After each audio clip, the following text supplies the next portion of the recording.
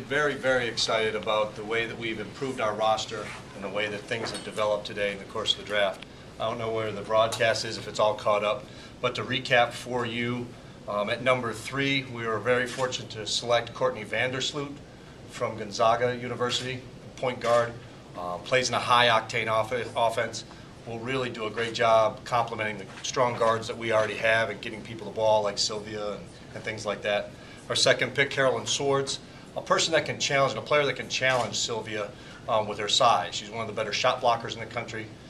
She has the uncanny ability to catch the ball very deep in the post, and she's made over 70% of her shots throughout the course of her career, like 68% in 1,223 college minutes or shots. I'm sorry, 1,223 shots.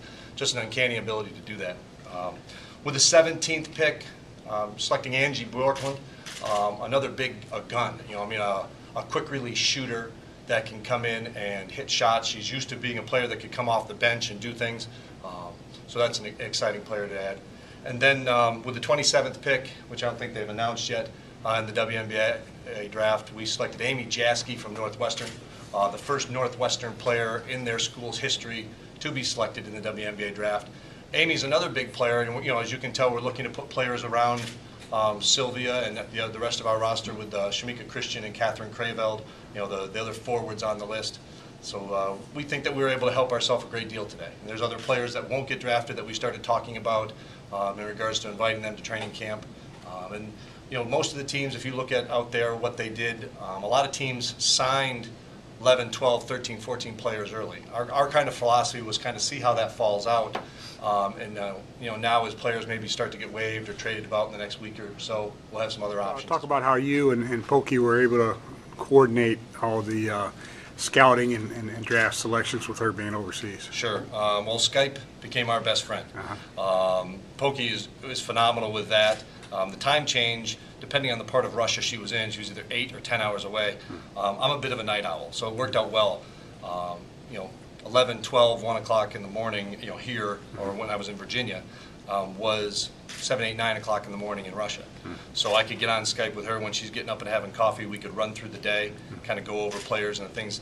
I've been fortunate I was on the road, going back and forth from January through now, watching players play, watching a lot of games on on the internet as well as going to see them live. So that's pretty much how we have a lot of choices. So what was some of the thinking going into taking Courtney?